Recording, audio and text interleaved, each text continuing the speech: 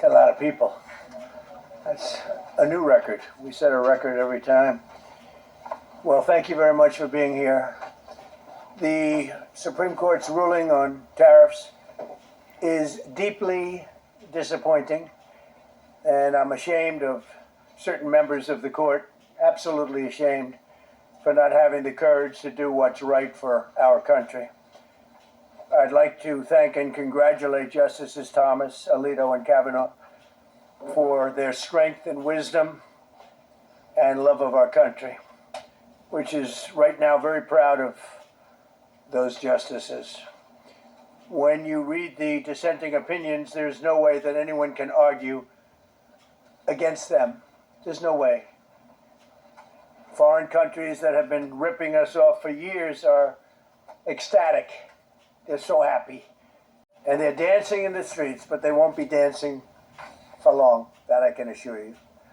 The Democrats on the court are thrilled, but they will automatically vote no. They're an automatic no, just like in Congress. They're an automatic no. They're against anything that makes America strong, healthy, and great again. They also are a, frankly, disgrace to our nation, those justices. They're an automatic no, no matter how good a case you have. It's a no. But you can't knock their loyalty. It's one thing you can do with some of our people. Others think they're being politically correct, which has happened before far too often with certain members of this court, and it's happened so often with this court. What a shame. Having to do with voting in particular, when in fact they're just being fools and lapdogs for the rhinos and the radical left Democrats, and not that this should have anything at all to do with it. They're very unpatriotic and disloyal to our Constitution. It's my opinion that the court has been swayed by foreign interests and a political movement that is far smaller than people would ever think. It's a small movement. I won by millions of votes. We won in a landslide. With all the cheating that went on, there was a lot of it. But we still won in a landslide. Too big to rig. But these people are obnoxious, ignorant, and loud. They're very loud. And I think certain justices are afraid of that. They don't want to do the right thing. They're afraid of it. This was an important case to me, more as a symbol of economic national security, and also, I would say, just for our country itself, so important, because we're doing so well as a country. We've never done so well.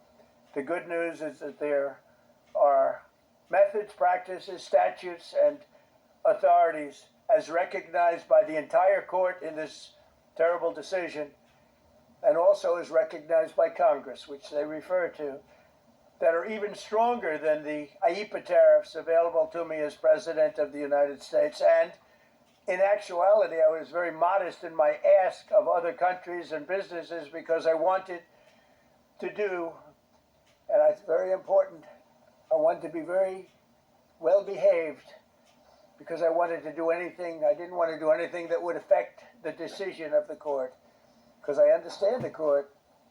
I understand how they're very easily swayed. I want to be a good boy. I have very effectively utilized tariffs over the past year to make America great again. Our stock market has just recently broken 50,000 on the Dow, and simultaneously, and even more amazingly, broken 7,000 on the S&P, two numbers that everybody thought upon our landslide election victory could not be attained. Think of that. Nobody thought it was possible to do it within 4 years, and we did it in 1 year. They said you'll never be able, you'll go back and you read the geniuses, read their statements, all of the Nobel Prize winners in economics. They said, no, you couldn't do it in 4 years. Well, we didn't do it in 4 years, we did it in 1 year. We broke every record in the book, and we're continuing to do so. Tariffs have likewise been used to end 5 of the 8 wars that I settled. I settled 8 wars, whether you like it or not. including India, Pakistan, big ones, nuclear, could have been nuclear. Prime Minister of Pakistan said yesterday at the great meeting that we had, the Peace Board, he said yesterday that President Trump could have saved 35 million lives by getting us to stop fighting. They were getting ready to do some bad things. But they've given us great national security, these tariffs have. And together with our strong borders, reduced fentanyl coming into our country by 30%. When I use them as a penalty against countries illegally sending this poison into our country, to poison our youth, all of those tariffs remain. They all remain. I don't know if you know that or not. They all remain. We're still getting them, and we will after the decision. I guess there's nobody left to appeal to. But again, those three people, such respect. I've had a lot of respect for them anyway, but such great respect. But other alternatives will now be used to replace the ones that the court incorrectly rejected. We have alternatives, great alternatives. Could be more money. We'll take in more money, and we'll be a lot stronger for it. We're taking in hundreds of billions of dollars. We'll continue to do so. To show you how ridiculous the opinion is, however, the court said that I'm not allowed to charge even $1. I can't charge $1. Can't charge $1. I would have used 1 penny, but we don't make the pennies anymore. We save money. Can't charge $1 to any country under IEPA. Not $1. I assume to protect other countries. This must have been done to protect those other countries, certainly not the United States of America, which they should be interested in protecting. That's what they're supposed to be protecting. But I am allowed to cut off any and all trade or business with that same country. In other words, I can destroy the trade. I can destroy the country. I'm even allowed to impose a foreign country destroying embargo. I can embargo. I can do anything I want, but I can't charge $1. Because that's not what it says. And that's not the way it even reads. I can do anything I want to do to them, but I can't charge any money. So I'm allowed to destroy the country, but I can't charge them a little fee. I could give them a little two-cent fee, but I cannot charge under any circumstances. I cannot charge them anything. Think of that. How ridiculous is that? I'm allowed to embargo them. I'm allowed to tell them you can't do business in the United States anymore. We want you out of here. But if I want to charge them $10, I can't do that. It's incorrect. Their decision's incorrect. But it doesn't matter because we have very powerful alternatives that have been approved by this decision. You know, they've been approved by the decision for those that thought they had us. And they're saying that I have the absolute right to license, but not the right to charge a license fee. So think of that. I have the right to license, which is a very powerful word. In many ways, license is more powerful than tariffs. In fact, I was thinking about using it. But they came up with the idea that I can license, just like the people that were opposing me told them to do, but not the right to charge a license fee. Think of that. Who ever heard of such a thing? What license has ever been issued without the right to charge a fee? You get a license, you charge a fee. It's automatic, but not with this court. But now the court has given me the unquestioned right to ban all sorts of things from coming into our country, to destroy foreign countries. But a much more powerful right than many people ever thought we even had, but not the right to charge a fee. How crazy is that?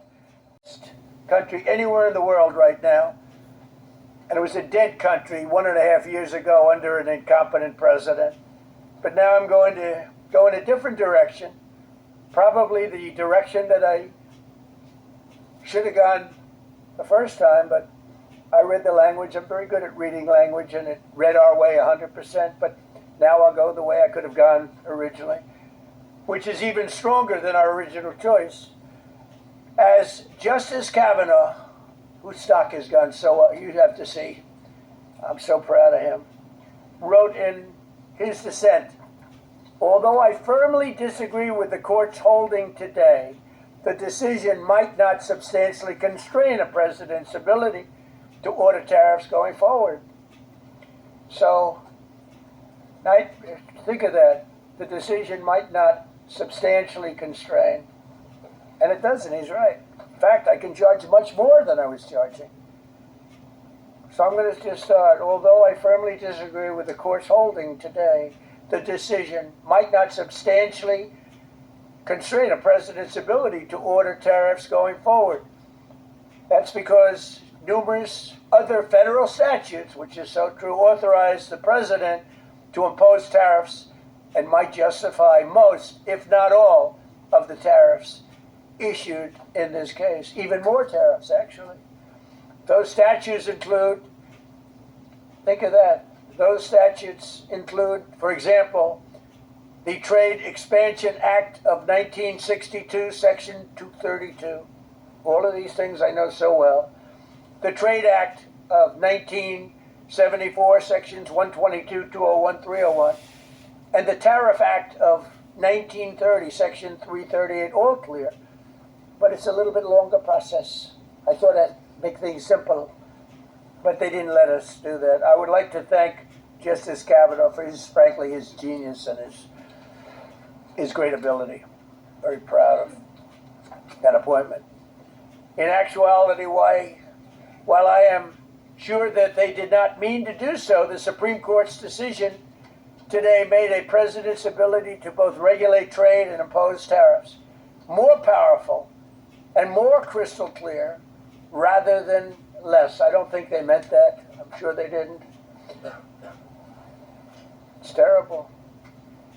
And to think that the Democrats who oppose this only because they want to go the opposite way, they'd like to pack the court. They want to put on 21 people. They want to pack the court, pack the Supreme Court. Maybe they should do it. Maybe they would be better off if they did it. They want to pack the court. They want to do anything to hurt our country. There will no longer be any doubt, and the income coming in and the protection of our companies and country will actually increase because of this decision. I don't think the court meant that, but it's the way it is. Based on long-standing law and hundreds of victories, and even, as I was pointed out before, even thousands of victories over the years, to the contrary, the Supreme Court did not overrule tariffs.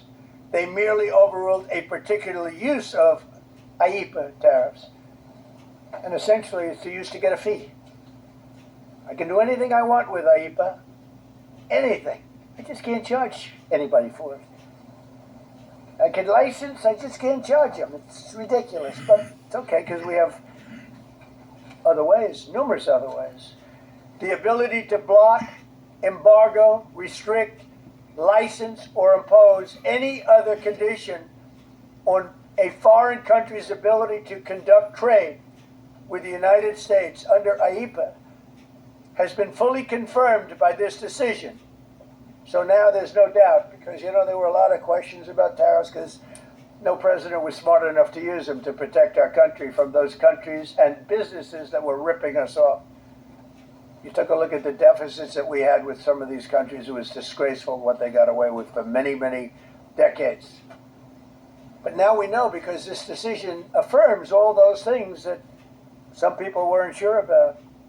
In order to protect, and it says so, in order to protect our country, a president can actually charge more tariffs than I was charging in the past period of a year under the various tariff authorities. So we can use other of the statutes, other of the tariff authorities, which have also been confirmed and are fully allowed.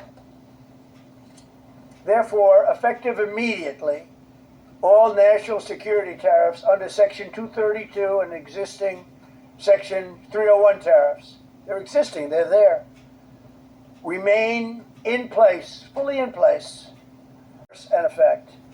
Today I will sign an order to impose a 10% global tariff under Section 122 over and above our normal tariffs already being charged. And we're also initiating several Section 301 and other investigations to protect our country from unfair trading practices of other countries and companies. Thank you for your attention to this matter, and I say quite simply, which I've said for a long time, make America great again. And interestingly, we've already made it great, so I don't have to use that, but I don't think we'll ever give up on MAGA. MAGA is always going to be with us.